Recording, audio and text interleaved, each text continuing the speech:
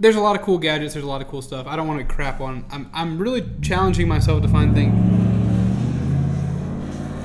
Welcome to the South, where your pickup truck is loud.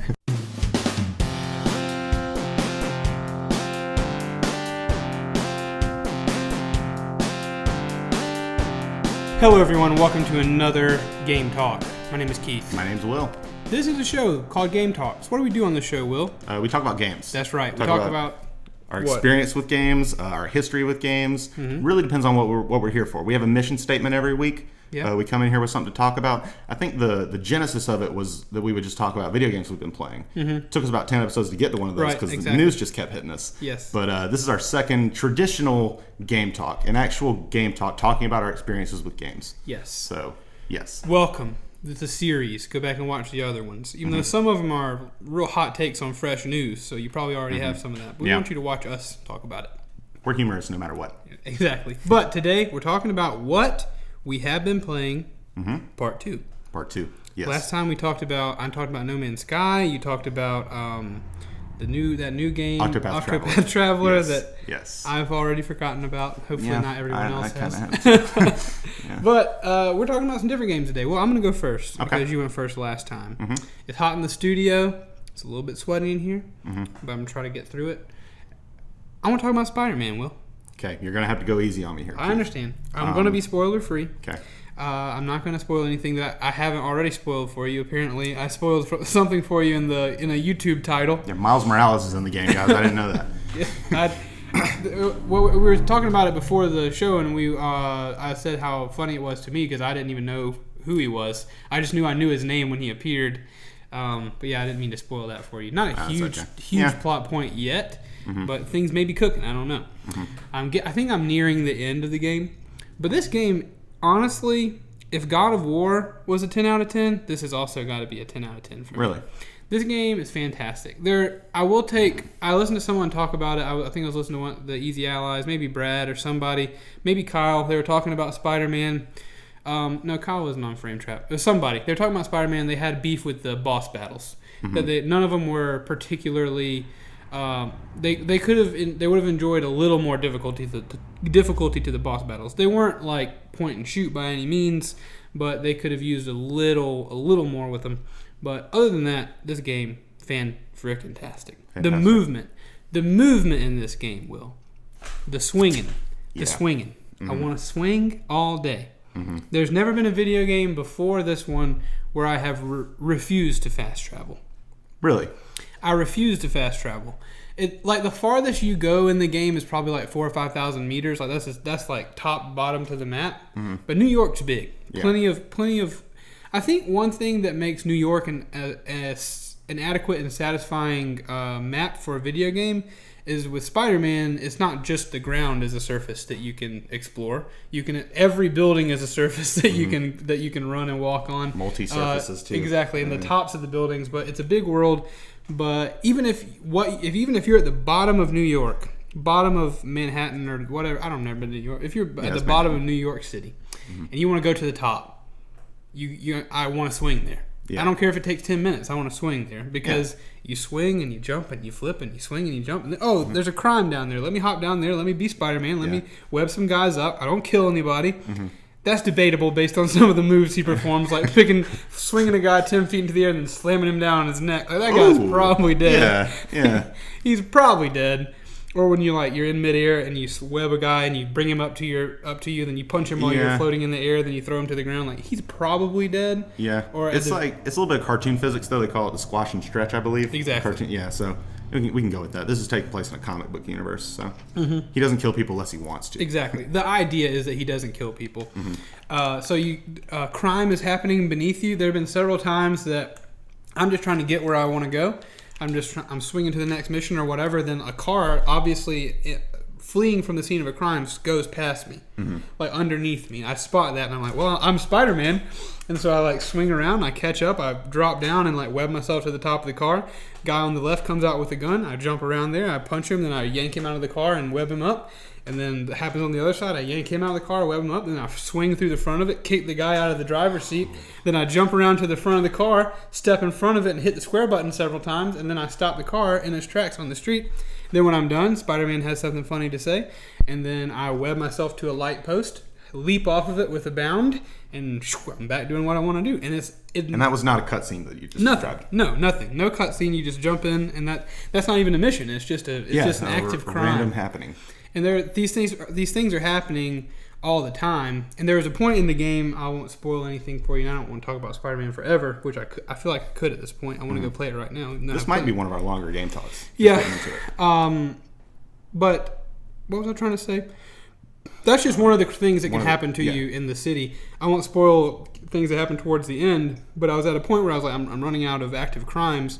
I'm not sure if this was a glitch that I was experiencing or if it's just how the game works, but in every district there are a certain number of active things that do 5 out of 5 thug crimes or whatever.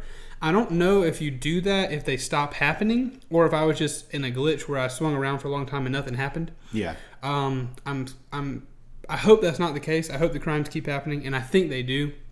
But anyway, there was a point where things kind of slowed down. I felt like I was taking care of things.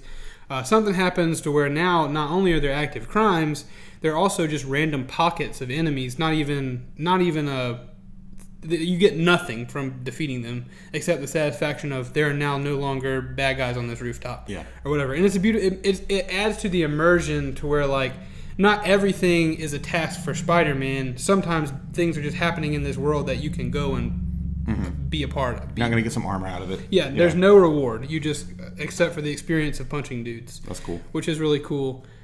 So you level up in this game? You do. You level up. You get experience for enemies, missions, and stuff. The way it kind of shakes out is when you find like backpacks and stuff. I don't want to tell you everything about it, but I'm sure you know about like the collectibles. Like you collect backpacks. There'd be some collectibles, yeah. You take pictures of landmarks and stuff. That's a lot of fun. I've done immersive. All that. You do like some wave-based. You can go to certain hideouts of bad guys, and you do like wave-based stuff that you can redo over and over again for experience. So there's grinding in this game. I wouldn't call it grinding because it's not necessary for you to be good at it.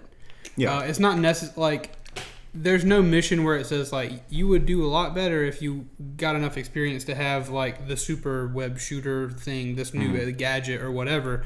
There's nothing like that. It's just you could if you wanted to get it would take forever eventually because punching a guy is like worth 5 experience or whatever, knocking him out.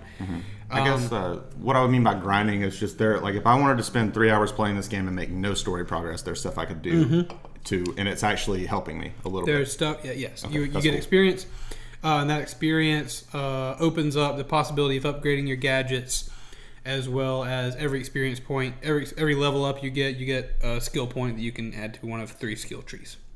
It's a beautiful thing. That does sound nice. I don't want to spoil. There's one skill thing I do want to mention that my audience has told me, or not told me. I've told my audience that I'm refusing to buy a skill because there's one skill that I don't like in the game. So when you're swinging and you do like the L2 R2 thing and you pull yourself to a perch, the option once you get there is you hit the X button and he does like a flip and leaps off of that to continue his momentum. He doesn't stop. He just shoots himself back higher in the air. There's a skill you can buy where when he does this, it's like this little seismic explosion beneath him, and so like he jumps farther, and there's just like a dusty explosion that happens underneath him. Like he's doing it a lot harder, I guess. Yeah. And I just don't like the way that looks. Yeah, that's silly. I feel like it's a little world breaking. I don't like the way that one looks, so I'm refusing to get Spider-Man do? I've never seen Spider-Man. There's a lot of gadgets that he has. I was going to ask that. I think I know the Sam Raimi Spider-Man took a lot of liberties, and the traditional Peter Parker is very he's a bit of a science whiz. Yes, he has a lot of gadgets. Originally his web shooters were artificial. Yeah. Whereas Sam Raimi made it where he actually creates it within his little wrist or something. Doesn't make a ton of sense. Doesn't make a ton of sense. But so this is a science whiz. This is Peter Parker. Comic book Peter Parker. Yes. Peter Parker's superpowers are he can walk and crawl on walls. He's super strong, super fast. He's got the Spidey sense. Do they do cool stuff with the Spidey sense? Cool stuff. I mean, you know when things are going to happen to you. Yeah, you get like a little thing above your head. The controller vibrates, stuff like that. That's the way that they explain the reason you can dodge very easily and stuff. So you're in combat, guys behind you, your head flashes white, you need to dodge. Your head flashes blue once you get a certain skill. If you do a perfect dodge, he does like slow motion and then webs the guy in the face. And so it gives you an opportunity to punch that guy. But there's a lot of cool gadgets. There's a lot of cool stuff. I don't want to crap on. I'm really challenging myself to find things. Welcome to the South, where your pickup truck is loud. Anyway. Mark of a true man. Exactly. I am trying not to. I don't want to crap on it, but I am trying to find just anything that bothers me about the game, because I could sit here and tell you everything about that I love about it. Yeah. The story is good. I'm interested. There are twists. There are things happen that I did not see coming whatsoever. I saw some things coming, but the way they happened, I was like, that's not anything how I thought it would happen. There's a trailer initially that came out where a villain revealed his or herself, and everyone was like, oh, I wonder who he's looking at in this trailer. And I had my guesses, and I had it all sealed up, I thought, but then the person, him or her, revealed themselves, and I was like, didn't see that coming. And maybe I'm just a little dense. Maybe it's because I play early in the morning. I don't know. But the voice acting in the game is fantastic. Awesome. There's no performance so far that I haven't believed. Everybody is is really good with their roles. I'm very pleased. Faces and everything look good. I am immersed. Nice. Will, I am immersed. I've heard that there's Peter Parker. Every line that he has, they recorded it twice. So based on whether you're in a fight and swinging around, so he sounds like, "Oh yeah, I'm going over here doing this," yeah, or it's, "Yeah, I'm about to go over here." Like he talks depending on. I need to. I want to just do that and try to listen for it, because I didn't know that was a thing. But I have tried to.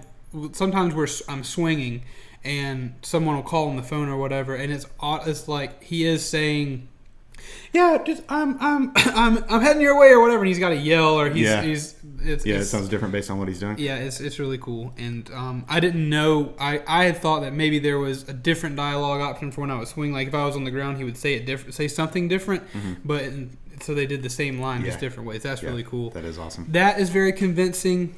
The story's not only good, but it's affecting at points.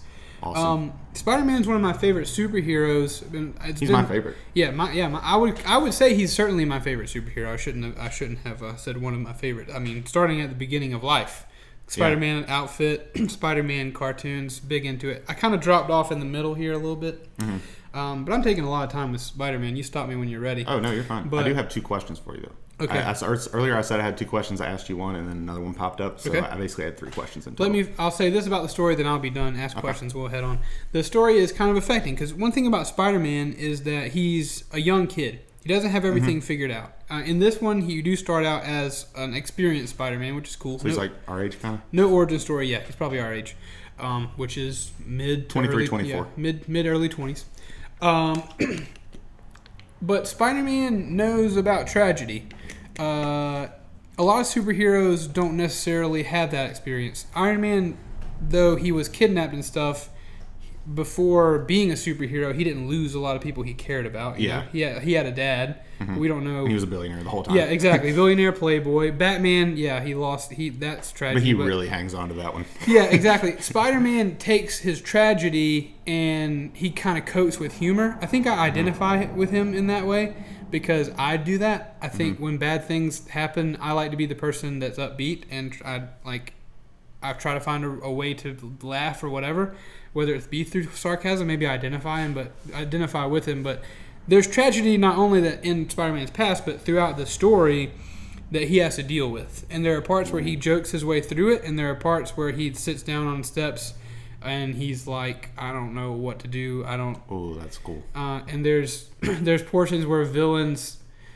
What? There's a portion where some villain says something to him, and he's like, "You, it's your fault. All those people died, or it's your fault, or whatever. It's your fault this bad thing happened, or whatever." And Spider-Man is like, it doesn't. I don't know if he's crying, but he is definitely like crying out and very upset, and he's like shouting that he can't save everybody and stuff.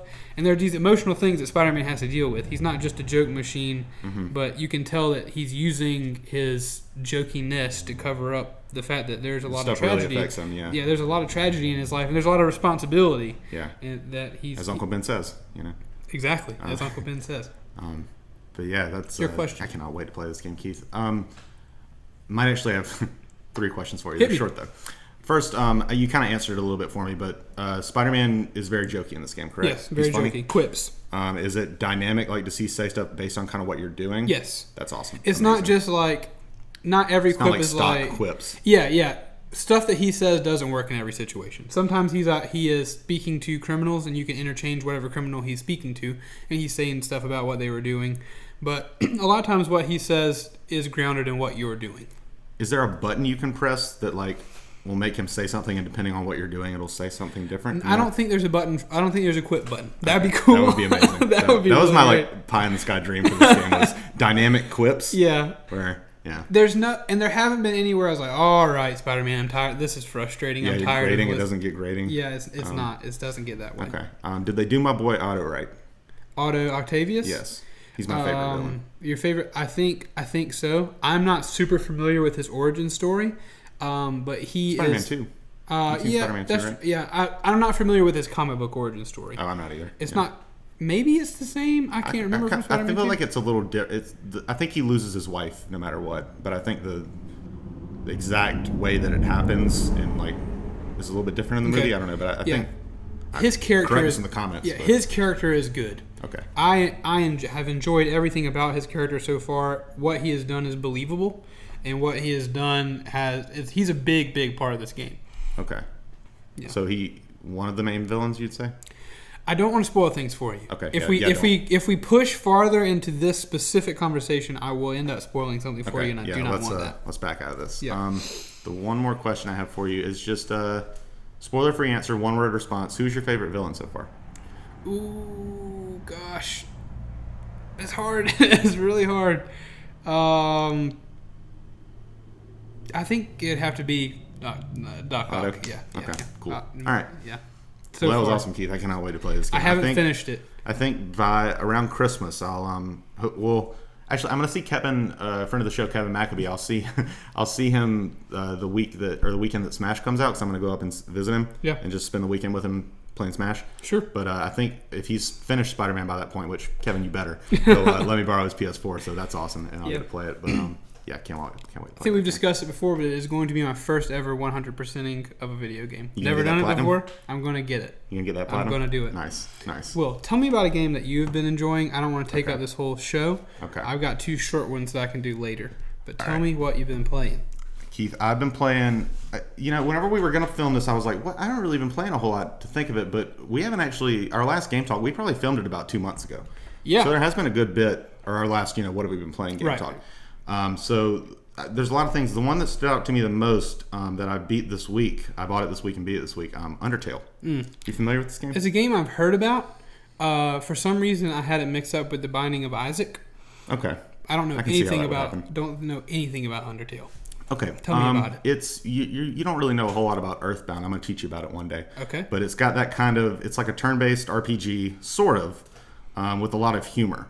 Okay. And a lot of meta-ness, a lot of breaking the fourth wall. Sure. But it's weird because it's a turn-based RPG, but you can finish every fight without killing an enemy.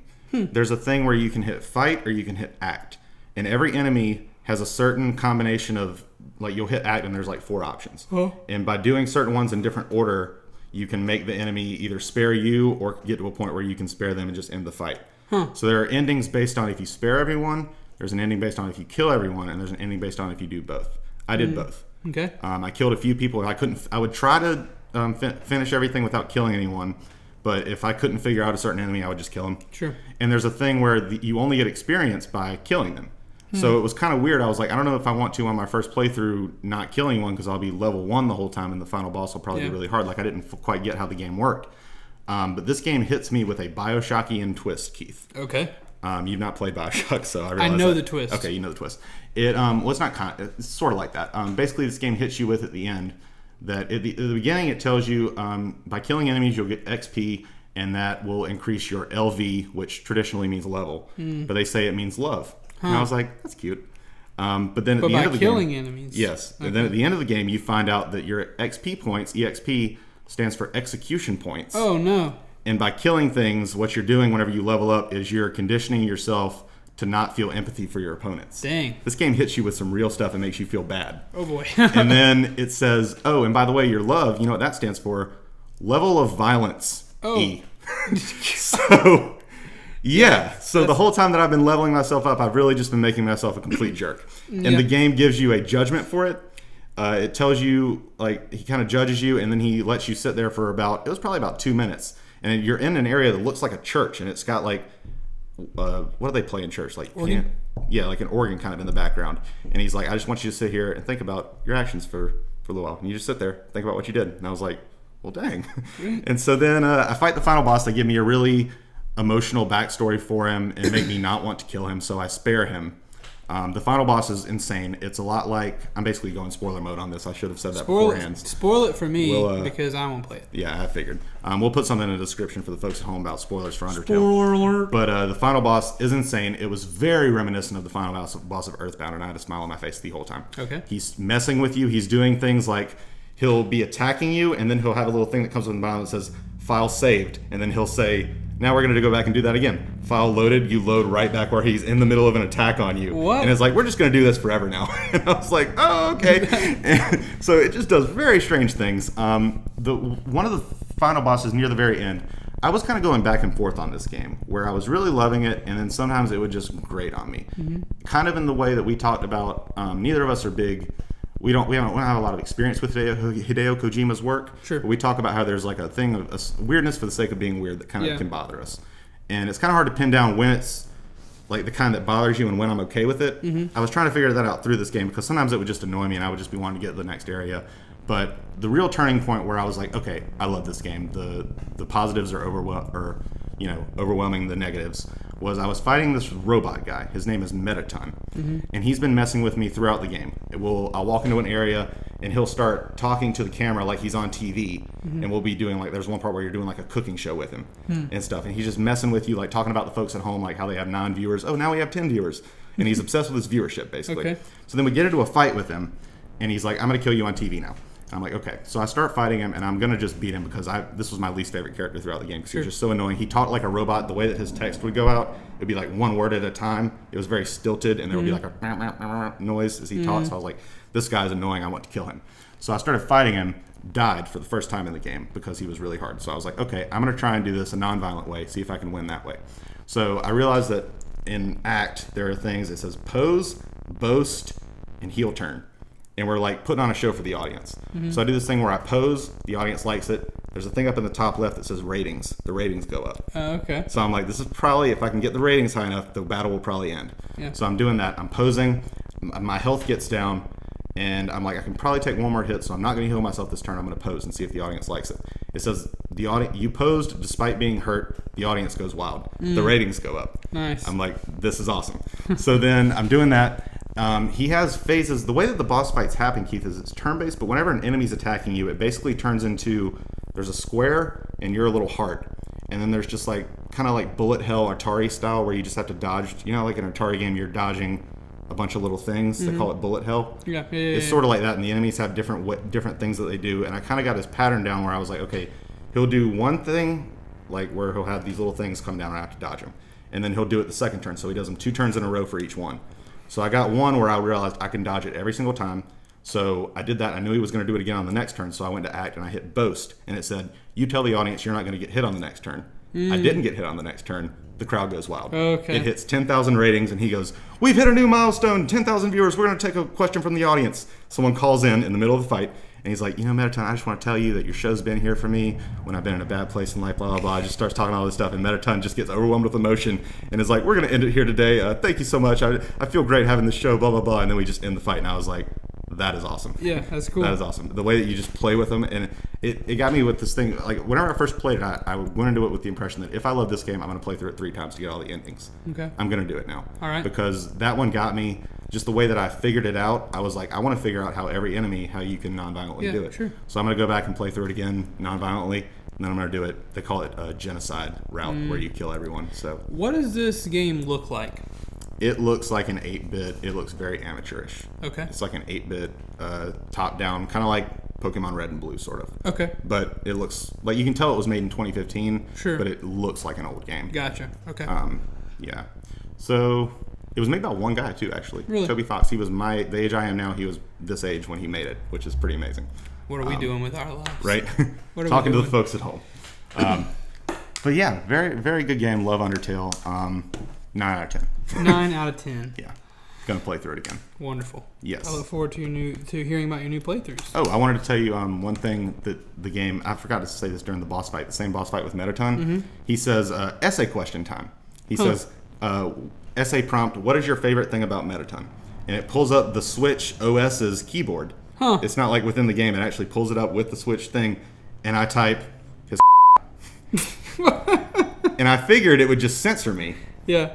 But Mettaton goes, whoa, this is a family show. And I was like, oh my God, it read that I said that and it knew. That's really funny. Yeah, so that boss fight really was the turning point. And then I actually died that time. And so the next time when I was playing through it on the second time, whenever I beat him, he asked me the question again. And I was like, I wonder if it'll help me if I'm nice. So I said, his smile.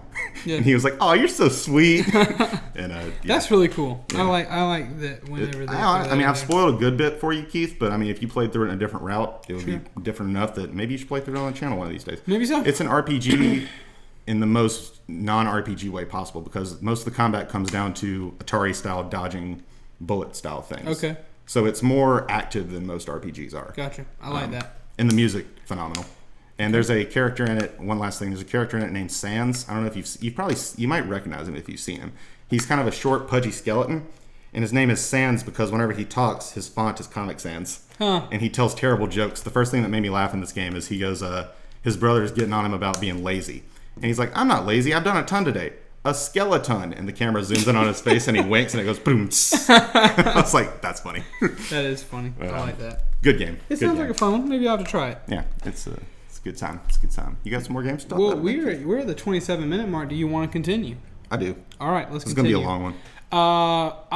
I'll hit my next two because they're short. Okay. I tried a couple weeks ago. I think between the last time we did a game talk like this and this one, I've tried Bloodborne.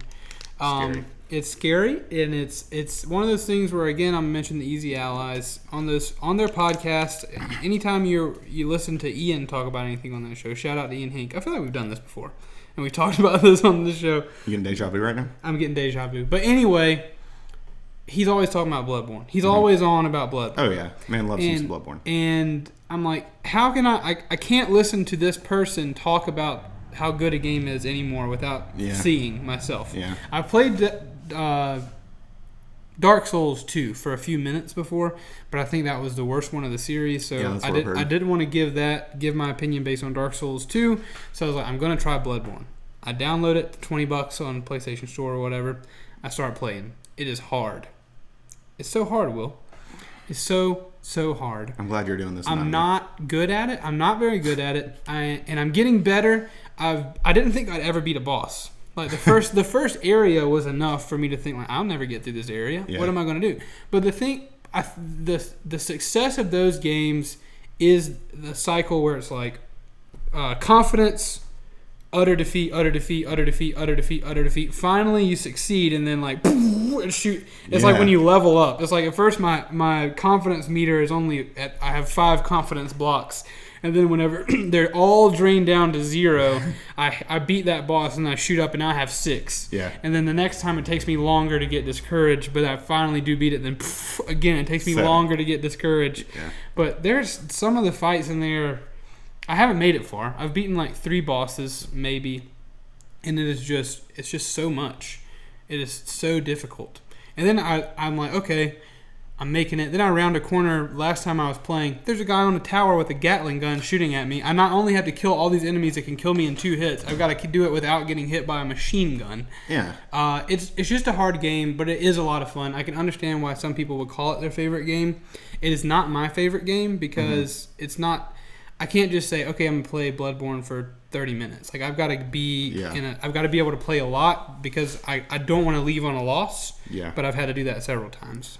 So Bloodborne. I've been playing it. What does being good at Bloodborne come down to? Is it like pattern recognition, would you say? I think it's that. I think it's just being able to stay calm. Yeah. And like because you can't pause it. You cannot pause it. And part of the thing with these boss fights and stuff is that there's phases and everything. Mm-hmm. So you take care of one phase and then he changes up. he or she, they change up their react on the method. fly. You got to react on the fly, and you got to stay calm. Like maybe he has just a little bit of health left. You want to just go ahead and finish him off, but Don't get greedy. Don't get that is. I have to tell myself, don't get greedy. Yeah. Don't get greedy, because when you get greedy, you get dead.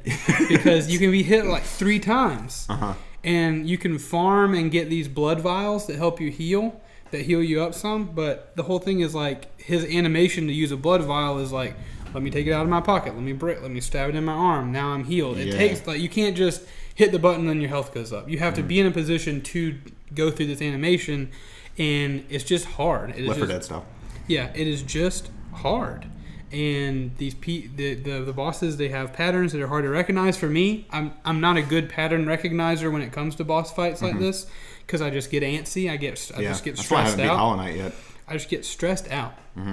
And so I think poise, grace. I think just patience. Patience is a big deal, because you're not. When you just start, you're not going to be going through these things one time. You're gonna die. You're gonna have to figure it out. You're gonna make it through 6 enemies. The 7th is going to kill you. Next time you might make it through 7. The 8th is going to get you, and that's part of, I think, the sell. This game is such an achievement to complete anything that it's exciting to do. Yeah. Bloodborne, been playing it. Don't know if I'll ever play it. Yeah. I don't. If you feel that way now, I don't know if you're going to enjoy it, but maybe. Yeah. One more thing before I turn it over to you for the rest of our time. Been playing Castle Crashers with Bryce in the mornings. Bearded Brothers Play Castle Crashers is on the channel. Go and watch me and Bryce play it. It is a bucket of fun. It's a barrel of monkeys. Phenomenal. That game in 2008, a friend of mine, Wesner Price, had an Xbox 360. He had the internet. I did not have it. 10 years ago. I did not have the internet. There was no way for me to download a game onto my Xbox. Yeah, you couldn't go to GameStop and buy a disc of Castle Crashers. Yes, there's no way for me to get this game. So I go over to Westner's house, we boot up Castle Crashers, and we play for like 30 minutes, and I'm in love. Like this the game is, I've never experienced anything like this game before. And it was a lot of fun. The music is fun. The music in that game is wonderful. The art style is, I think, what has carried it. Their humor is great, but I really think... A little too much bathroom humor. Maybe so. Yeah. I think their art style is what's carried them. There's something about that art that is just like, I want to be in that world with I feel them. like it should be considered more iconic than it is. To me, Castle Crashers are very iconic. I agree. You don't hear a whole lot about it now, but I liked a Facebook page of it 10 years ago, and they're still actively posting fan art and stuff, which is crazy. Did that game never got like DLC or a second? There's some new characters and stuff. But I don't know what all's been added, but we've been playing it on the channel. What I want to bring to this game talk is essentially, and I'll be done after this sentence, is that Castle Crashers is just as much, if not more, of a masterpiece now as it was 10 years ago. Now, I played it on Xbox because there's an Xbox One version. It seems very similar to the 360 version, but I played it again on Xbox One a few years ago. But I just played it by myself, and it's not the same experience. Yeah, it's not that great by yourself, but co-op, it is beautiful. It's a fantastic game. And I love that whenever you finish a boss or whatever, and if you're playing with multiple people, you have to fight for the right to kiss the princess. Mm-hmm. Yeah. That's awesome. Maybe people don't like it because that's a little bit non-PC now. Yeah, but... Let the princess fight to kiss me. I think that's the humor in it, though. Yeah, I mean, to me it is, at least. I have a weird sense of humor, though. Excuse me. Tell me about what you've been... My turn? I've got... Let's see. What else do I have to talk about? I've got about 3 more games to talk about. This is going to be our longest game talk ever. But I'm going to try and make them short. Yeah, shorten those up. I don't want to go for an hour here. Okay. It's hot as heck in here. All right. I've been playing Super Mario RPG. Super Mario RPG. Which I played... It's basically like the grandfather of a lot of the Mario RPGs that I love. Like the original Paper Mario. I haven't played Thousand Year Door on GameCube, but I want to. I played most of the Mario and Luigi games, and I love that. You never played a Mario RPG, have you? No. There's elements of platforming in them, but you can time button presses to dodge enemy attacks. And in the overworld, there's a lot of platforming stuff going on. Okay. And it's more unbearable than in any other Mario RPG. And in the original Super Mario RPG, it is more unbearable than it is in any of the Mario and Luigi games I've played. There's one level that made me hard put this game down. I haven't finished it. Okay. Because there's one part where you walk into this area, and it's like, it's on a Super Nintendo, so it like tries to do 3D graphics, but it's like isometric, and it's using 2D sprites. Mm-hmm. And I go into this area, they call it an isometric 3D maze. I go into this maze that it's like a Lego building kind of. Okay. And once I walk into it, I can't see myself. And I've got to feel around based on the noise to get through this building where I can't see myself because I'm like inside of it. And I just can't get past it. And it honestly makes me mad that they put it in there because the game is so fun and the music's so good. The battles are fun. I like the characters, but they just put dumb stuff in it like that holds me up. And it's just like putting a brick wall in front of me that says, do this really dumb part, pull your hair out for 30 minutes, or you can't play the next part of the game. And I'm just like, you got me, game. I'm putting this down. So I put it down, and I picked up, I'm playing with one of my friends, Jessica Lyons. Sure. I'm playing Mario Kart 8 Deluxe because we have a little mini game that we have created. I've heard of this. Which I want you to get in on whenever you get a Switch, One Keith. day. It is, we go into a game online. We're both in it, like on our own Switches. And we'll wait until we see two of the same characters. Right. So, for example, we see two Luigis. We both change to Luigi. Okay. Sometimes we get Kevin in on this, so we have an automatic 3 plus 3. Friend of the show, Kevin McAbee. And so it's basically a game of try to get people to notice that there's multiples of the same character, and then eventually, best case scenario, other people will start changing to that character too. Right. So there were 2 Luigis. We all 3 changed to Luigi. There were 5 Luigis. Okay. We ended with 7 Luigis. Oh. And I have a screenshot. I have a screenshot for you. Okay. Oh well, no, it's out of 12. Oh, it's out of 12. I thought it was. Yeah, it was over half. 8 got in my head. Yeah. Let's see. Where is it at? That's pretty good though. That you convinced. You had 7, so you convinced 2 outside of yourself. Yeah. So we got. See, 1, 2, 3, 4, 5, 6, 7. That's really funny. Yeah, that's cool.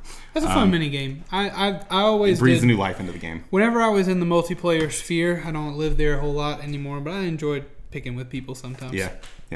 One time we had 6 Waluigis. That was really fun because through the whole race, all you would hear is wah! And and then I've also been playing. I did a little bit of crapping on Splatoon 2 a few weeks ago, talking about the online service and how it's not backed up by cloud saves. But this new update got me back in, Keith. Okay. They added, so there's this thing, you know how in Overwatch there's like, what do they call them? Ultimates? Yeah. You know, like characters have their ultimates. In Splatoon, there are things called specials, which are kind of like ultimates. Sure. And there's like 9 specials in Splatoon 2. There were 9 in Splatoon 1, but they're all different. Like they changed every one of them from Splatoon 1 to Splatoon 2. Okay. They changed all the subs from Splatoon 1 to Splatoon 2 too. The subs are like your grenades, basically. Sure. And, oh, by the way, the reason I have Toad is because he plays a prominent role in Mario RPG. Okay. Gotcha. Anyways, they changed the specials for Splatoon 2, and since Splatoon 2 launched, we just had those 9 specials and those 9 subs. It might be 8 actually. Right. But in this new update, for the first time ever, they have added specials, a special and a sub to a Splatoon game. They normally only do that in transition. Okay. And the new special they've added is super cool. It's called the Booyah Bomb. You jump up in the air and you form this big old ball of ink above your head. Yeah. And it's called the Booyah Bomb because I told you how you can booyah. Press the down on the thing and your guy will go booyah. Oh yeah. Yeah. It's called the Booyah Bomb because while you're doing that, if your teammates booyah you, it'll make the ball bigger. And then you pick a spot on the map to just throw it at. Nice. And it goes. It kills everybody in it. So it's like super fun. Dragon Ball Z spirit bomb. Kind of, yeah, because the guy, your Inkling's up in the air with his hand up in the air doing, whoa, Kamehameha! And it's super cool. And then they added a few new weapons too. They added a new map. They added some new music, which every time there's they went from Splatoon 2 1.0 to 2.0 to 3.0 to 4.0. We're on 4.0 now. Every time we go to a whole new decimal, they add new music. Sure. So that's really exciting to me. And also, there's a Splatfest coming up that in 2 weeks, it's going to be the longest Splatfest ever. Normally, they last for 24 hours. This one's 48 hours. Wow. And it's called Splatoween. Splatoween. And the Splatfest is Trick versus Treat. I'm Team Trick, baby. Of course. But, yeah. So, I'm back in. They got me. I knew you would be. I had no confidence in your hate. Yeah. It's just so fun. Turning into a squid and swimming around. I love it. Well, yeah, probably our longest game talk to date, other than the first one, which was our God of War discussion, probably. Which deservingly was a long time. We could once you finish Spider-Man. I'm sure by that time, we could probably have an hour about that. Let's do it. It's a date. But in the meantime, everyone at home, please be sure to like, comment, and subscribe to our channel. Like and comment on the video, subscribe to the channel. We do this kind of thing semi-regularly. The more you like it, if you leave us in comments, you say, you know what, Will and Keith, gosh darn it, take it to weekly. We can't do without a game talk. We can't do it. My Tuesdays feel empty without a game talk. Type in a voice crack that you're really upset and say, we just can't do it, Will and Keith, without a weekly game talk. We'll die if we don't get one. And, of course, you'll force our hand because we don't want anybody to die on our account. True that. But, yeah, if you like the show, we need to know about it because we can't make changes or do better if we don't know that you like it. If you're not out there, what are we doing it for?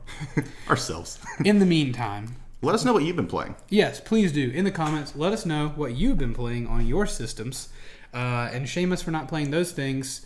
And follow us on Twitter. Follow us on Twitter. Will, what's your Twitter handle? @WillTank. It's MillTank with a W. Yes, @WillTank. Mine is @Tank Media Games. I tweet on behalf of this whole large organization, all of our Phantom editors, all of Kevin. I tweet on behalf of Kevin, friend of the show. No, he has his own Twitter handle. Even the guy who flies our private jet. Yeah, I tweet on behalf of him. I tweet for the whole organization. But, as always, we love you very much.